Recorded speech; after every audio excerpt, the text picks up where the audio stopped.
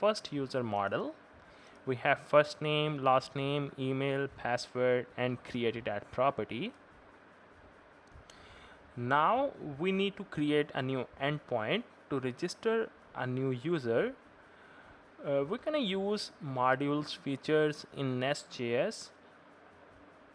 You can read this text. Go to the docs.nestjs.com/modules. I want you to read this complete text. So if you are building e-commerce or any enterprise level application, you can break your application into multiple modules, just like here. It is following the Angular architecture. In Angular, you will have one root module. So application is a root module. You will have users module, orders modules, and chat modules. These are all the feature modules. Let's say we are building a task-based application. I can divide my application into users module, and I can divide my application into multiple modules. We can have task module, and we can have emails module. This is how you will break your application into multiple modules. So each module can have controllers. So you can define controller. I can say user controller, and each module can have a route and have a service. Each module can have a user service. So this controller is responsible for handling the routes. You will define your route handler here. You will also define your routes in the user controller. In the user service, you will perform some database operations. Each module can also have a providers, just like you understood here. I'll talk more about that. Providers, and each module can have filters or pipes. Filters or pipes. Don't worry, I'll talk you all of these concepts. So this is the Pinet module, like this one. This is the way. This is a user module.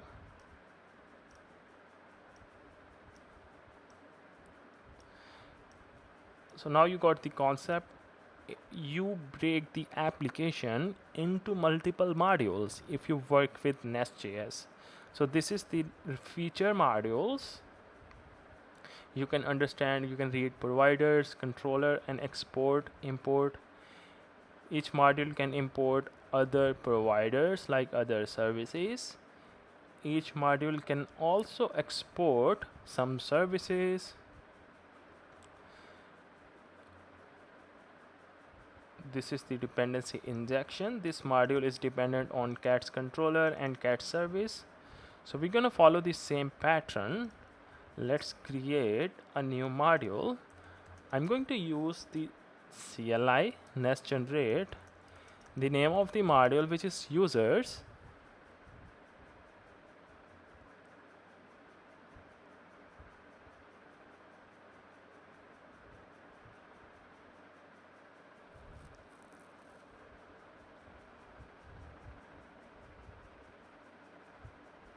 You can see a users module has generated.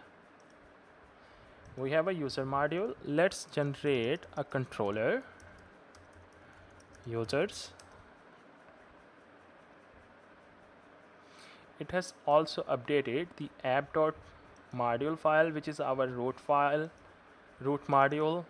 This app root module is dependent on users module, app controller, and app service. So we have a user module. We will define all of our routes here: post, get, put, and get one, and delete route. So you will define all of the route handler here. we need to create a register endpoint. So let's use NestJS provide a decorator. It's a post endpoint. You can also specify the path if you want, but let's say I can say register, or you can use signup. Let's use the signup. I can say create, and let's return something. I can say hello world.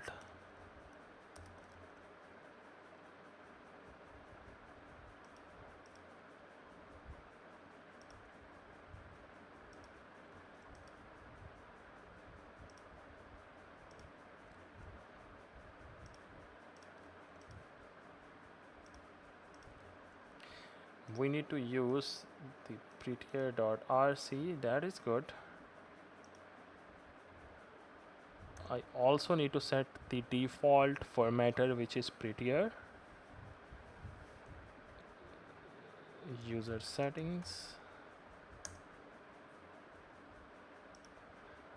Let me do that for this project. VS Code, create settings dot JSON.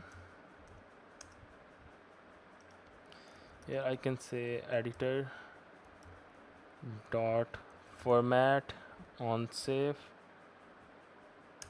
to true, editor dot default formatter prettier. That looks good. So now we need to test this route. We have created the post endpoint. Remember, if you don't know about the HTTP verb, you can say HTTP action verbs.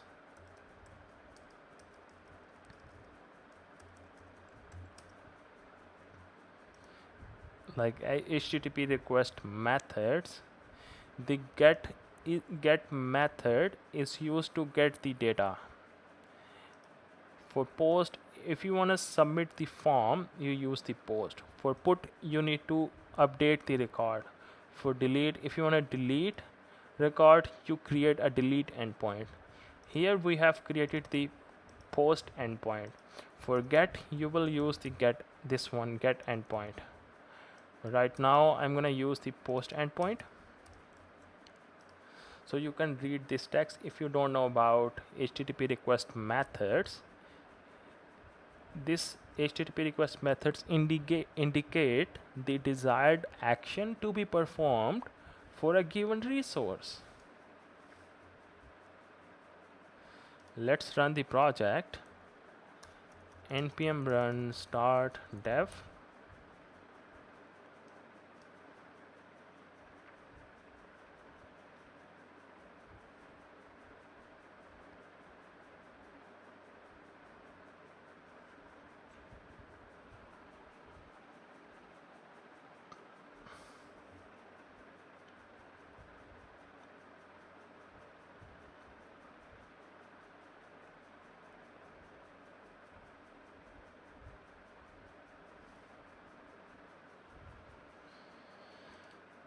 So you can open the Postman. If you don't have Postman, you can install it. It is used to send the HTTP request.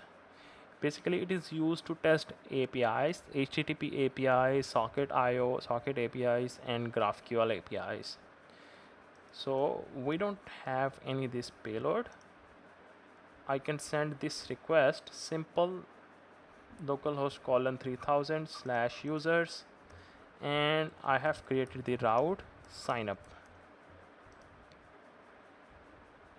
If you see hello world, so this is the base URL for this one. If I say base URL is something like that, persons, it could be anything, it's your choice.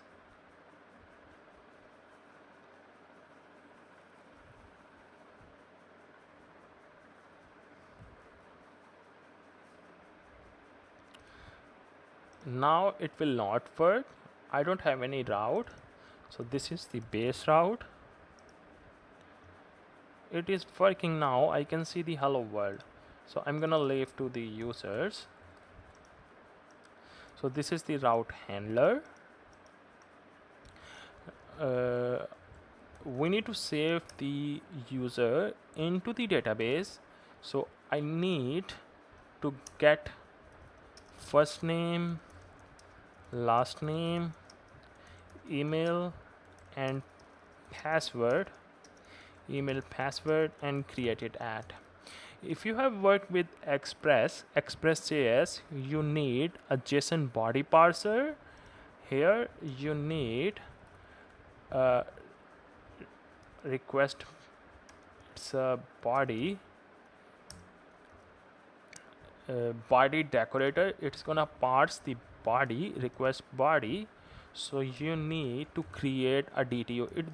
NestJS called data transfer object. So you need to define data transfer object, create user DTO. It's a class. I don't have any class right now. Create user DTO. I can say create user DTO.ts.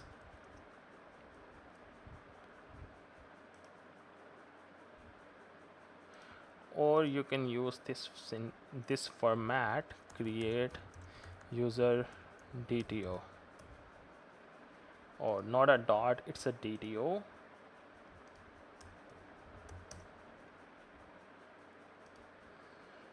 So in create user DTO, you will define the validation for the request body. You can say I can define the class, export class, create user DTO.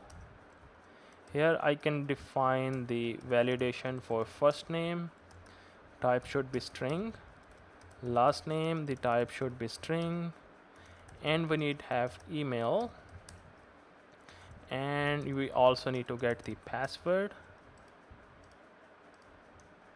So the first name and last name are optional. You can set optional in this way. So we have a create user DTO. It's a class. It's gonna parse the request body. So let me import that, create user DTO. Here I can return create user DTO.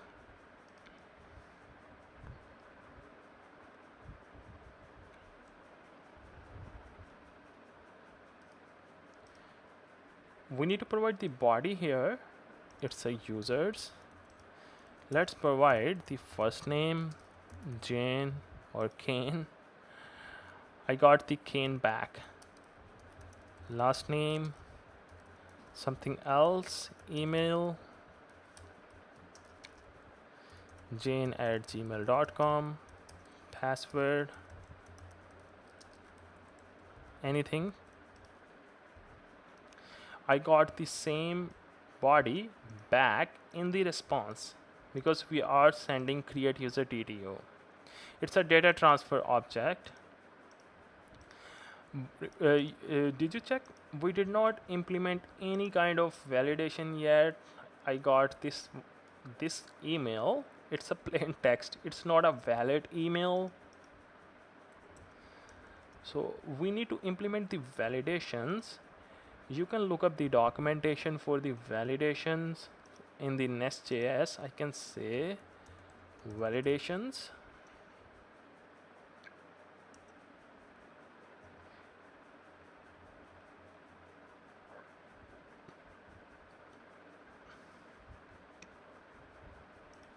NestJS provide a complete module for the validations.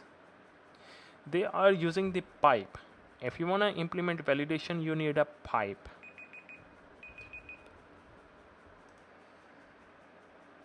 So they also suggested you need to have external package class validator and class transformer. What is this class validator? It's a validator. It's a class based validator. So it is built on the top of Validater.js file, Validater.js module.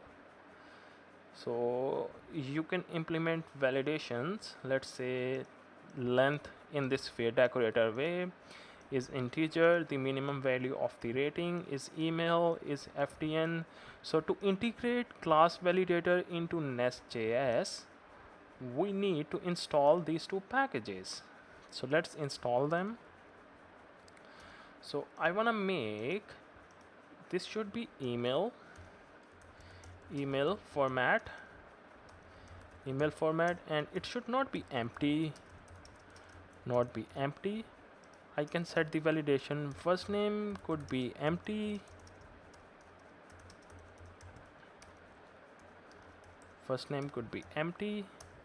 and last name could be empty.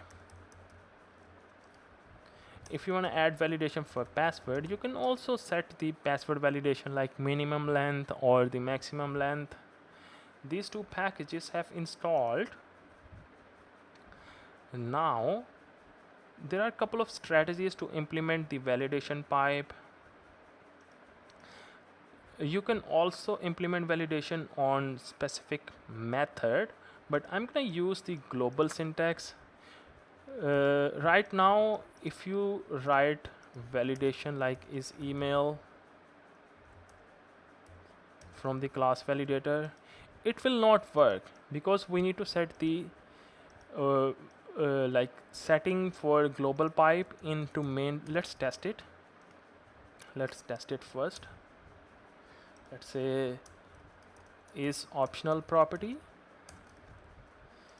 First name is also is optional. So I don't have any validation. Email should not be empty. I can say is not empty, or password should not be empty. Let's test it out. It's gonna be working or not? Let's test it out.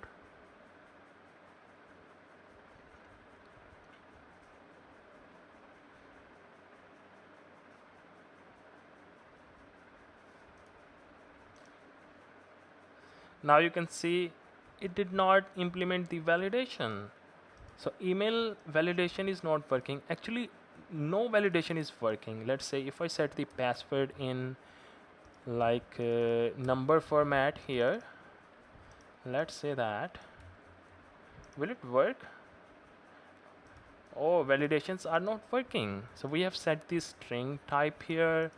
So as I told you, you need to register the pipe in the main.js file. Here I'm telling that I'm gonna register globally, so this class validator will work on all of your controller methods.